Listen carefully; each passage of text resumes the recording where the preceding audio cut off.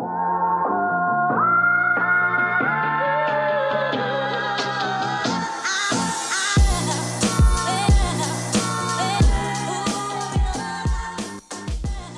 hey, what's going on, guys? This is Mast, and welcome back to some more Deadlock. Today we're doing a post-commentary that actually started as a live commentary. I ended up stopping the live commentary on this game because I got to a point that you guys might even be able to notice in, not the mid-game, I don't remember exactly when it would have been, probably like 10-15 minutes in somewhere. I just started feeling too distracted, even though this is a game that I felt like I mostly played well. I got to a point where I was really feeling like I hit like a couple minute little area of the game where I was like, I'm just going dumbass mode, I'm yapping too much. And I just decided to stop recording and then see if I could still keep the game going overall well, and it ended up going really well. So today we are playing McGinnis, a character you'll probably not see me playing very often for a few reasons. She's really not my playstyle to begin with, but I also think she's a pretty bad character for the most part. I think she feels a lot better the newer you are to the game.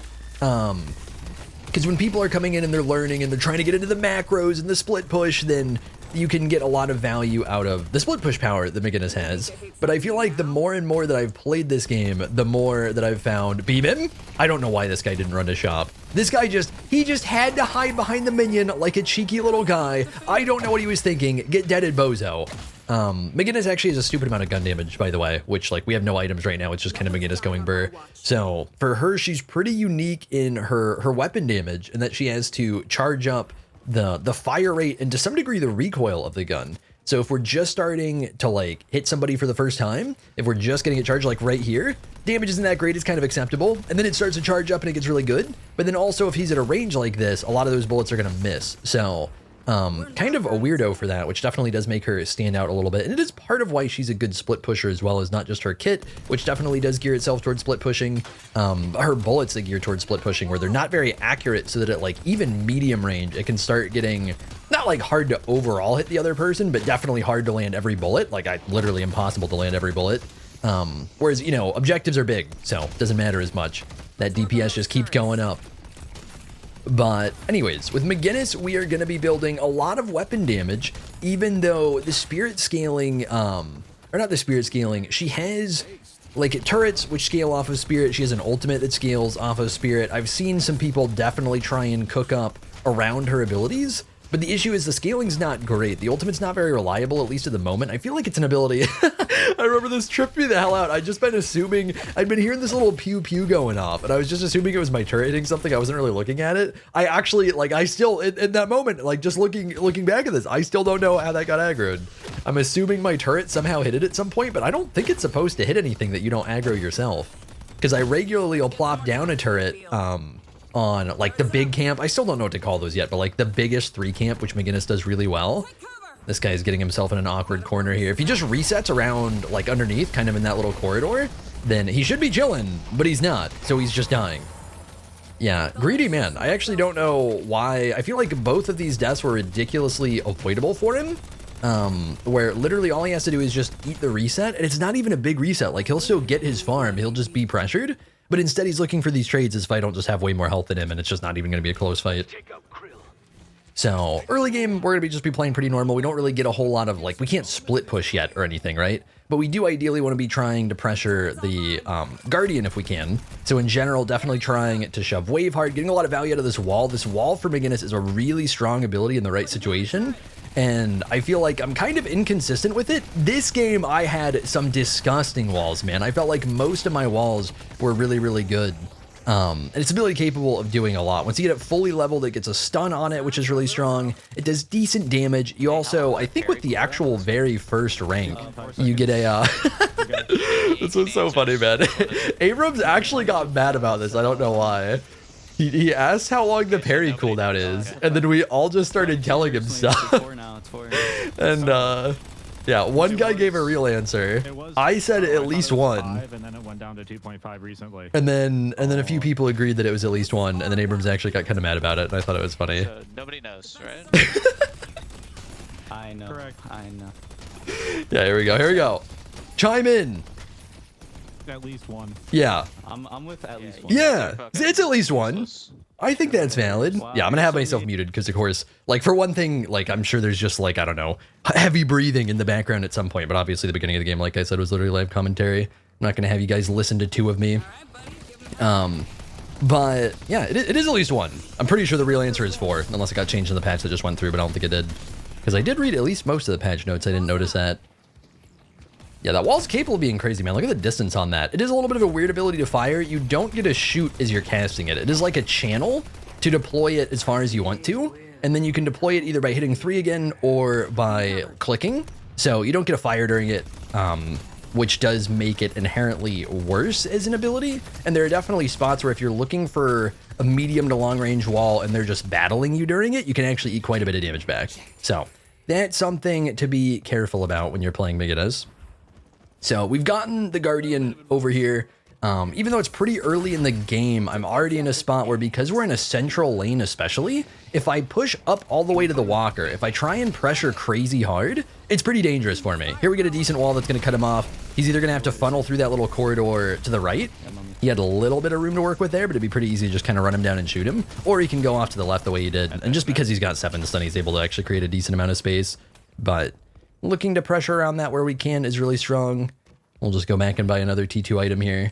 But being in a middle lane like this, it's very hard to push past that first Guardian. Ideally, if the lane goes remotely decent on McGinnis, here I'm trying to let him know that I can come yellow really fast, because it seems like yellow's getting pushed. It seems like we might be able to actually get a gank on the Geist that's shoving this tower right now, because we can just straight up get a wall off, which almost got a wall off. Didn't quite. She pads really far to the right. Honestly, I think it was a decent attempt on my part. And then here she's just getting cornered where we've got our Haze coming in to follow up at some point. So I'm just trying to lock her in here and keep her isolated. She has her ultimate so she can get a big health swap, which she hasn't used yet, by the way. Haze is just low. So here she gets a big swap on the Abrams. And then we're just trying to get whatever damage we possibly can. Yeah, turrets put in a lot of work there. Just kept kind of blasting her. Got a big punch on her. Eventually we just get a straight up 3v1 the girl. And then ideally, I want to be taking tower here, but these guys are both pretty low. Haze and Abrams both are half, and then Viscous is coming in, and he's half as well. And then I think we can keep shoving. But if I remember right, they get spooked. Did they not get spooked? We actually got a pretty good wall here, too. I didn't hit him with it, but I ended up backing off really hard. I think it pretty easily could have just been a kill. He doesn't have ult or anything here. And then that gives enough time for Geist to come back. So we don't really get the tower, unfortunately. Which I think was a pretty free tower, if they wanted to be a little more aggro with me. I feel like we definitely could have done that pretty easily. So with McGinnis, a lot of the time we're going to be roaming. I don't remember exactly how it goes in the early game here, but assuming you get that early game Guardian, which is pretty normal for her, especially in a 1v1 lane. You know, in a 2v2 lane, it might be a little more out of her control. Thank you. But in a 1v1 lane, especially, a lot of the time in my experience, around 5, 6, 7 minutes, I'm getting that Guardian down. And then from there, because if we're in the middle lane, it's going to be hard to put a walker without just getting farmed by ganks. We're going to start pathing around and either looking to gank other lanes, defend other lanes, push other lanes, whatever it may be. So here it looks like a good idea to push green, because they're coming back to yellow hard, and we can try and take this Guardian real quick. And Furnace, at least at the moment, is just all alone. I can just straight up wall him off if he backs off that hard. I do actually want to hit him with the wall and catch him in if I can, but he backs off really hard, so we can just wall him off and make it easier to siege. And he is going green. What a call out, man. What a call out. He is going green, and then he's going yellow. He had better stop. I'm trying to get any angle on him here, man. He's actually getting all these awkward little angles where, like, the little statue's in my way, the tree's in the way, and then I'm just going to shove the Guardian here. Abrams really wanted to fight him for some reason. I'm not sure why he wanted to fight him, because he's inherently going to get rotations here. He hadn't said anything about it, and I didn't expect him to do it. I got an absolutely disgusting wall. I'm pretty sure, because I think Inferno should have caught me there if that wall didn't hit. I just desperately hoped that I could wall off the Inferno ult, and I'm pretty sure we managed to. So, even though you couldn't see all of them there, I don't think. If I remember, that was a 3-man rotation. I think Geist was there as well, and we actually get away unpunished, which is pretty sick. But unfortunately, don't get the tower because they rotated so hard. And I do think if Abrams doesn't chase the goo boy there, and we just go for tower together, I think we pretty easily get that in time, and then we both back off safely, which would have been a lot better, but that's okay. So even though I started in the blue lane, Abrams having just died, his reset gone to the blue lane to defend it / farm it. I don't even think it's getting pushed. I think he's just farming it at this point. So we're kind of just effectively yellow at this point. This is sort of just my new lane, which in a game like Smite seems weird.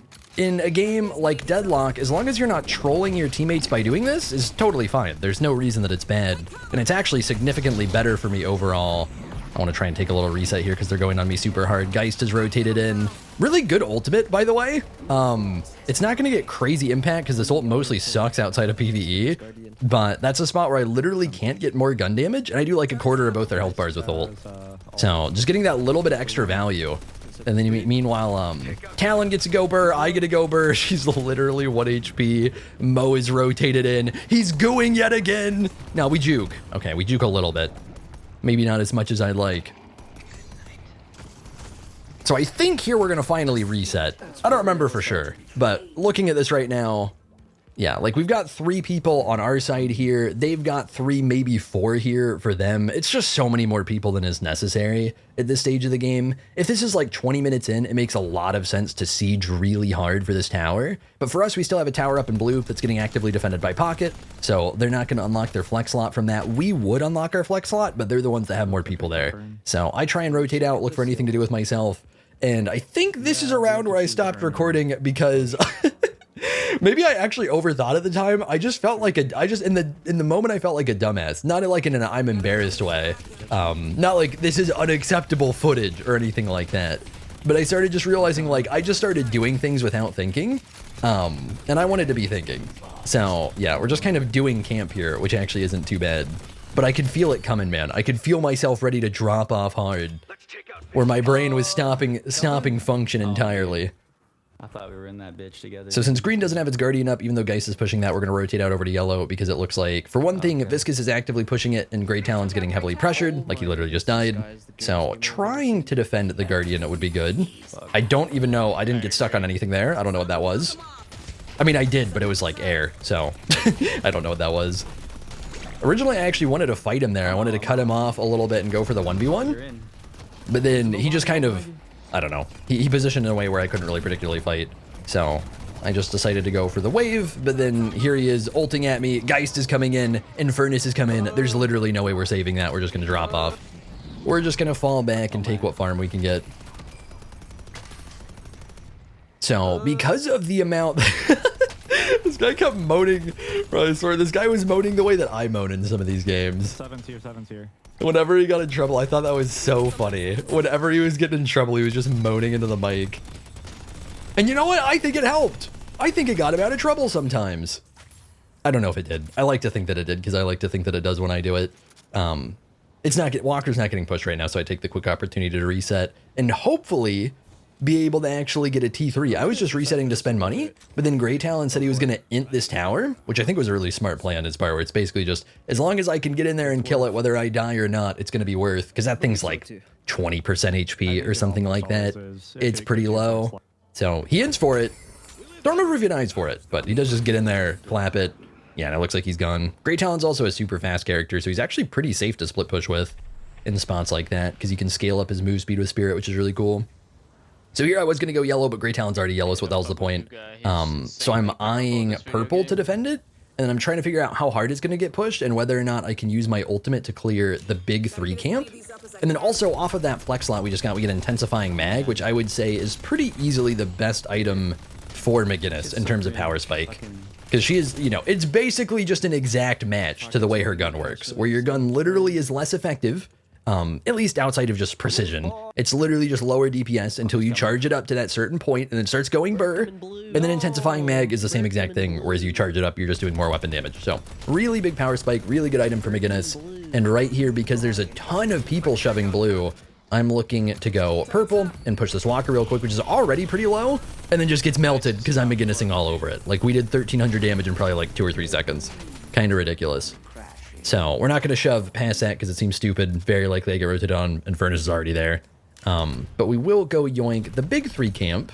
Go ahead and use the ultimate here. The ultimate a lot of the time is bad in PvP because you can't pull it all the way to yourself. It's good at range. It's actually really good at range, although it's kind of awkward to aim.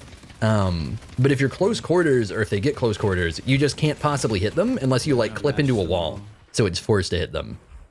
So it's a really awkward ability, but it is pretty good at pushing objectives in the very early game. And normally I've been using it to just simply clear out the big 3 camps, because that's something that's hard to do early on for pretty much every character in the game. Whereas McGinnis can literally like ult and then it's pretty much dead. So it's really gross to secure just straight up 1k souls essentially, because that's approximately how much farm you get off that camp. It's Guy had a Ricochet already. He had a weird-ass build. I say that as somebody that actually loves Ricochet on Infernus. Unless I'm absolutely tripping out, I'm pretty sure he ricocheted me right there off the minions. So now that we've pushed the minion wave out, Walker's not under pressure, we're going to go reset. I've got a stupid amount of farm right here because we've pushed down... Trying to think, I think I've at least been a part of taking 2 Guardians, and we took the Walker right there. I've been doing a lot of solo farming while both these teams have quite a few team fights. Like right here, we're going really hard on green. I'm just eyeing literally any power spikes I can buy because we don't have a ton of slots right now. And there's not going to be too many vitality or spirit items that are important at this stage. So I did buy Titanic Mag, which I'm actually not a big fan of. It's a really nice wall on the Geist. Try and just clean her up right here. By the way, huge tip for Geist. Like, it's kind of a decent tip in general. Looking at mostly the top right, you can look at the top left as well to see whether people have ultimate or not, because that little icon right under the character profile is their ultimate cooldown, and it does just show up always. Like, it will just tell you whether he's across the map and invisible or not. It's going to tell you Mo and Krill ult cooldown right now and stuff like that. So, Geist especially, who just can swap a health bar, and has a really long cooldown ultimate. That's something that I definitely used right there, and I use a lot in general against her. It makes it so much easier to play against her. So we're going to try and shove up yellow. People are still fighting, I feel like kind of unnecessarily in green, because we basically cleaned up the fight and then they went back in. So I start trying to push this, but Viscous is coming back from base, unfortunately. So we don't really get a great opportunity to fight. We did temporarily wall off his ultimate from doing much more than that, so I'm pretty much still full HP. We did get, like, I think half of the Walker HP, which is okay. But a lot of the time on McGinnis, when we're getting to this, like, 15-minute stage, especially where people are tending to rotate, then it's really nice to try, assuming walkers are up in the side lanes, to go, I actually didn't even know that fan was there, to try and go shove those walkers down, because you're forcing people to rotate over. And then in a lot of circumstances, if it's just one person, you can be well enough set up that you can just kind of turret mode on them, or you'll have a turret down to do things. You can throw your 2 down. Your 2 with even just the first rank gives you a bunch of fire rate as well as turret fire rate. So you can chuck that down on yourself, heal yourself, shoot faster, and just go burr, basically. And then they're not going to be able to take that for the most part, so you can either force them off and take the walker, or you can kill them and then maybe take the walker, assuming it doesn't take too long to kill them and nobody rotates. So really strong threat with McGinnis on those split pushes, but you can definitely get super punished by rotations, and especially just if people are paying decent attention to the map where they're not quite letting you reach those objectives, they're rotating before you get to them, then it's really hard to get value. This was an awkward game. We didn't get slots for a while here, so now I'm just starting to build any power spikes that I can. Literally in that build, I have some, I think I bought 2 items from it already that are labeled like not ideal. So Quicksilver Reload, not ideal. We put it on the 3. You can put it on any ability. I think it's better on the 3 because normally you're not really going to get the reload out of it, but you'll get extra damage on it, assuming you land it, and then you'll get the fire rate immediately because you're generally initiating with a 3, even though you're not going to tend to get the reload from it. So again, trying to just split push wherever possible, looking for the opportunity to go blue because people weren't actively defending it. Wraith rotated over from purple to do so, which was good because purple's already, like, nobody's going to be able to push the, I always forget what they're called, like the base guardians? Are they just called the base guardians? Maybe they are, man. But yeah, nobody's gonna be able to push that, so she's defending the more relevant objective. So ideally, if we can get yet another walker, we'll be able to unlock another flex slot, which will be huge. I've got a stupid amount of farm. Like, I have so much farm that I've spent on non-ideal weapons so far. Or not non-ideal weapons, non-ideal items, just because we don't have slots for the bigger power spikes. Although I could have saved up all the way for inhibitor. I could have fit that in. But that would have been a stupid amount of money. So they're shoving yellow really hard here. They don't have everybody. So we get a decent wall on 7. He's just dead as hell. And then we're going to be able to melt right here. We also got Haze with the 2, although she ran out of it. Yeah, just they're dead. They're gone. And then the Goo Boy goofs. And I don't know if he'd been in ball for a while.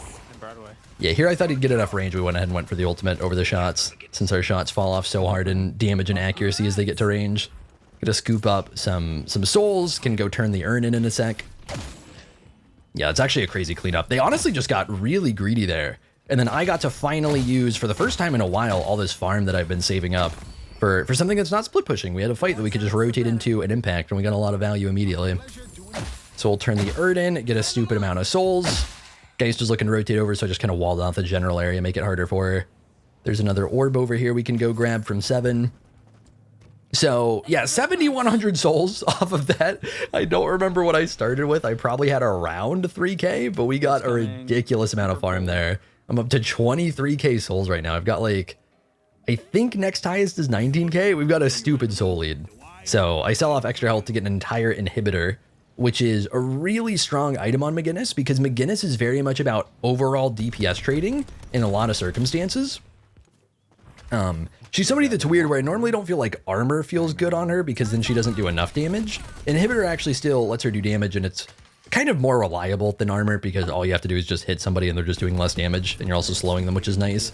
But it feels like a really strong item for her because you're getting a decent amount of vitality, a little bit of weapon damage, and then just anybody you're shooting ever is hitting way weaker and slowed, and that makes it really hard for them to play the game. But she's actually going to use a little bit right there, although she's going to be able to just dip back to her team safely. Here we're trying to set up a little bit of kind of like a defensive area for Kelvin. Kelvin's bringing the urn over to right, even though he just turned it in because that urn had been out a while. If I remember right, I think we'd maybe even had a push or something where they'd kind of been holding the urn for so long that we were trying to shove another lane. And then they rotate so aggressively away from the urn over towards blue that not only do we get to do the urn uncontested, but we can actually quickly try and shove yellow. I didn't notice somebody put a literal arrow on the yellow walker and then somebody drew a dick down in the bottom left. That's so stupid, man. Yeah, people like straight up be like 5-year-old with crayons on the map sometimes. It's so funny. I gotta start drawing on the map. I never draw on the map. It's actually such a good feature. So we do get to finally take the walker, which is a flex slot for us. I see purple's pushed here and nobody's going to defend it. So even though it's unlikely that we're going to be able to actually shove it, that's just a lot of farm, and it's also important to secure our walker. So we're going to go teleport over to purple, but then Grey Talon like boosts out of base to defend it. So ends up being a little bit of a waste. So we don't really need to stay here, and then we're just going to rotate out, take some camps that are around, because if he's already coming to the lane, I should not be yoinking the farm from the lane. I should just let him solo that, and I can solo this. Which is actually getting us yet enough farm that we can maybe look for another tier 4. I think we're going to go for 2 tier 3s. I could be misremembering, but it makes sense right now because I can sell off monster rounds. We've pretty much gotten our split push impact already. It's normally going to be so much more of a team effort at this point to push any of the remaining objectives other than maybe the blue walker. Although I think I'm farming up for the tier 4. Yeah, because I didn't need the... I don't know. Maybe I get a tier 4. I think I'm going to sell off monster rounds because I think that's a better play. Yeah. So we can get heroic aura, and then we can get escalating resilience, which honestly, I don't know if that was worth. in hindsight, I was forgetting that would be the 3k that we'd buy. Maybe I should have bought a tier 4. Heroic aura is really good on McGinnis. What it does is it gives attack speed and move speed when you pop it, and then in general, it's kind of just a pretty high fire rate, little bit tanky item if I remember right. So movement, fire rate, and then also buffing your team and also buffing your turrets, if I remember right. I'm pretty sure I've tested that to confirm. I'm pretty sure the fire rate applies to turrets. Here I try and kind of set up a little something in case they actually shove through the veil right there. We have the 2 and the 1 deployed, so they absolutely don't get to do anything. By the way, the turret very quickly, I think it's literally the first upgrade makes it slow, and then also inhibitors giving us a slow. So if anybody is getting hit by turrets and us, they are getting very heavily CC'd, and it's pretty difficult for them to move. They're going to want to be using stamina or movement abilities. Mo getting super greedy. I 3'd pretty late here. I should have 3'd faster. I think he's just dead no matter what, but we can stun off the Mo ult with our 3 once it's fully upgraded, which it is. I think. Wait, is it? I'm pretty sure it is. I'm pretty sure he got stunned there. I've switched. Originally, I was leveling up the 3 first, and I've switched to leveling up the 2 first because you get so much sustain out of it. Here, I'm very tempted to pick up the souls. I guess, did we actually get him? No, we didn't quite get him. It felt like I might just straight up int, and then I got a really nice wall so he doesn't get a goo on me. And then light up with the LOL. Yeah, it does always amuse me, man. Whenever you get like just the big nopes in this game. That was a pretty big nope. He really wanted a goo right there. He doesn't get a goo. Unfortunately, they're going to be able to get the walker there. I could have stuck around, but I don't think there's any way I could defend it. We're 1v3. 1v3 and wall was down. Wall would be the only way to actually like effectively defend it there. Obviously, I'd literally just used it on Viscous. Yo, how long is the parry cooldown?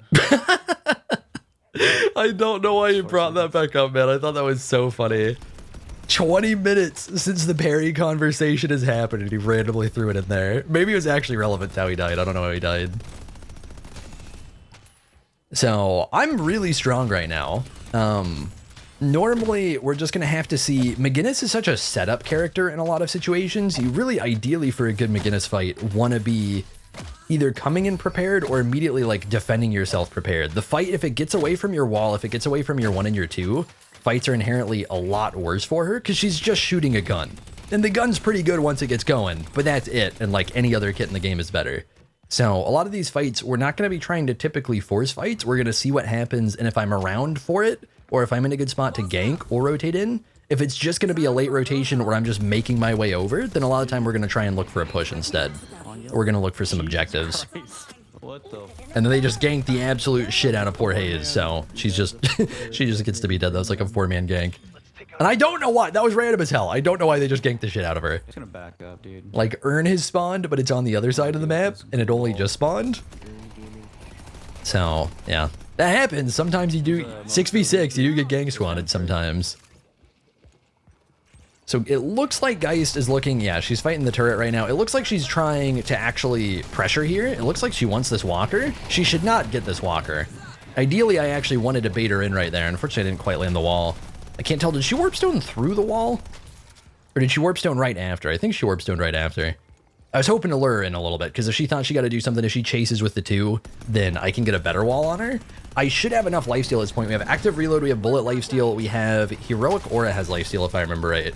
I think I get up to something like 70% lifesteal. So if she actually gets an ult on me, assuming I don't get instantly completely killed, then a lot of time, yeah, like right here, we're kind of getting in the range for that. I should be able to lifesteal through.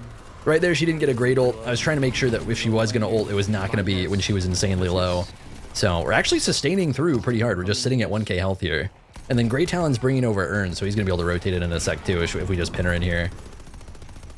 Although she got a little wiggly. Oh my God. We do have Fleet Foot though, so I'm just kind of zooming. We don't get slowed by our autos with that, and I get to slow her with inhibitor. So eventually she'll just go down. It was a little messy. We both got stupid sustain, and I think both of us have no anti-heal. But we do eventually just get her. And then I believe we had a pretty successful team fight on the right side of the map. There's 2 extra people dead that are not Geist. So I kind of want to eye purple, but we don't have enough vision. Nobody's defending blue or green actively, so it seems like they'll rotate over to purple and we can try and shove blue, which still has a walker in it. Well, sure enough, Viscous actually getting in there. See if we can get a decent wall on him. Okay, I guess the only time this game where I probably accidentally clicked the wall. That's something I've run into a lot where in my head I want to shoot as I'm starting to wall and you just can't, so I'll just wall early. I'm assuming that's what that was. I don't remember for sure, but it's something I normally do at least a few times a game. It bugs the hell out of me. So here we've got money for a T4. We don't really have great options for a T4. I actually don't remember what I build. to be completely honest, I don't know. Oh, that's right. This was so big brain, man. I don't know if it's that big brain. It's probably pretty normal. I feel like this is a pretty general go-to thing. When in doubt, curse it out, man. Curse is such an OP item, it's ridiculous. It's just a button that lets you not do just about anything. You don't get to cast abilities, you don't get to cast items, you don't get to auto attack. Life is pain. So I had a stupid amount of money and like no relevant slots that I could really do anything with. I don't want to sell off my greens, I don't want to sell off my weapons. All my weapons are T2s and T3s that I actually want. So we do just get a big T4 that's valuable. And the value there is curse. If I wanted to be really wild, I probably could have gone magic carpet for split push value. But with the way this game was going, I was pretty happy to just fight because we had a ton of farm and I was hitting really hard. Here, they're looking to get pretty active over in purple, so we get a good wall on Geist. Ideally, hitting both there would have been better. I don't think we possibly could actually hit both. So I just made sure to actually get Geist on the inside of it. Look at the speed, man! Yeah, Heroic Aura popped, Fleet Foot popped. We also had the Kelvin 2 temporarily. Oh, he's going nowhere! Okay, adorable ultimate. Right? Right? Wait. Adorable! That was like 20 HP. Adorable ultimate. That got really close. If we didn't have a stupid amount of lifesteal, I'm dead as hell, and I would have been so dead. But we did get a sustain through just barely. Also, if I sat in the Geist one right there, then we would have died as well, because that kind of leaves a little dot damage on the ground. Yeah, we should miss. I mean, yeah. So, wait, what did we get the slot from? Okay, let's do it. What? I'm staring at the map right now, and I feel like all the why do we have a third slot now? Am I misremembering how you get the slots? I don't know. We have a slot now. I got toxic bullets because of Geist sustain. Is what I went for there. Geist is healing a stupid amount, so I figured I'd try and counter it. Try and wall off the Viscous. Actually walled him off pretty perfectly, but it's maybe a little early. It is maybe a little early. I should have made sure to curse him early too. I cursed him once he was in the goo. Viscous can exit ball like right after hitting somebody and then punch, which is actually terrifying there. So I probably should have made sure not only walled, but then sprinted at the other opening to try and curse him in advance so he doesn't get ult. It maybe wouldn't have mattered. He maybe would have ulted before that, but it is kind of spooky. Viscous ult definitely capable of yoinking that there since he can stun us all and then get a heavy punch, which I think he came pretty close to, but it worked out. So with Rejuve, we're definitely going to look to group as a team and shove. Seven is getting himself picked. Geist is getting herself picked. I don't know why she's in here. I actually wanted to wall her in right there, but people disengaged for some reason. At least it looked like it is. I think maybe he got spooked because he didn't realize her ult was down. I tried to wall her in with the team, and instead I just broke it down so I could shoot her myself. So with a few picks, we can shove these down. Nice, and I make the smart decision, man. A lot of time, I think mostly because I'm used to Smite, because I'm used to a different style of objectives. A lot of time in my head, I'm like, let's take down the others. The other base defense? No, you just instantly go in for shrines when you get opportunities for that, and we did just instantly do that, which is really good. Now has There's basically no meaning in taking the other lanes at this point. We can leave. Like, hypothetically, if we're not quite getting to end, then it's just good to also take those, but normally it's good to just take one lane and then just instantly shove base when you've got the big man advantage like that. We had like a 6v3. Just leave. Everybody's leaving. So, we dip out, make the patron transform, make it vulnerable. Everybody left. Leave. And then Infernus was shoving left really hard, so we're going to rotate over left here, see if we can get the free pick on him, also see if we can keep him from taking that walker, which I'm not going to be able to keep him from taking the walker there, but I can at least try and get in and clean him up. I want to try and wall off his dash. Unfortunately, don't get the wall. I don't know how to explain what I'm trying to say. Whenever you have like small map walls and stuff like that that get in the way of the wall, it'll leave gaps. So there I wanted to get a good wall, but it's going to leave a gap because it's not going to be able to fit the wall in there. But still works out. He's still at least somewhat contained. Doesn't get to just dip on out. Probably would have been dead anyways, though. So we've got Rejuve. It's a 6v5. Naturally, we're going to look for the shove, see if we can pick anybody else on the way. But as long as we...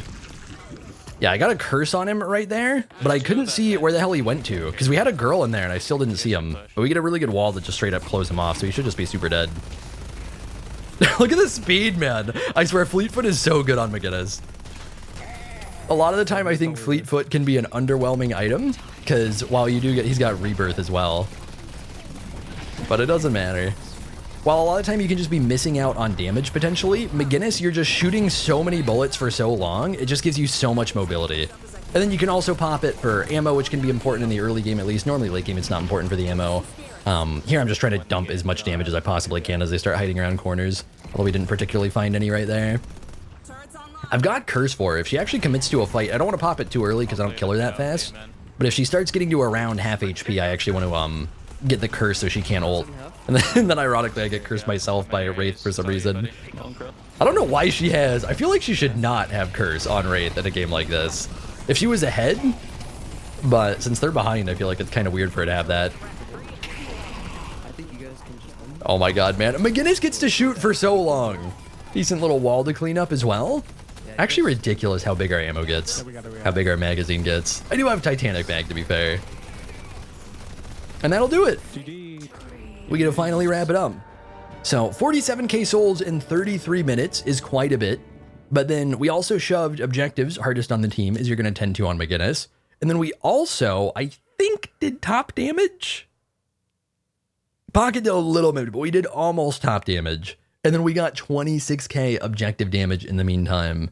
And I don't think the 15k healing means anything because, like most characters, the healing stat tends to be the just self-healing. There's not going to tend to be that much AoE healing. But yeah, that's our look at McGinnis.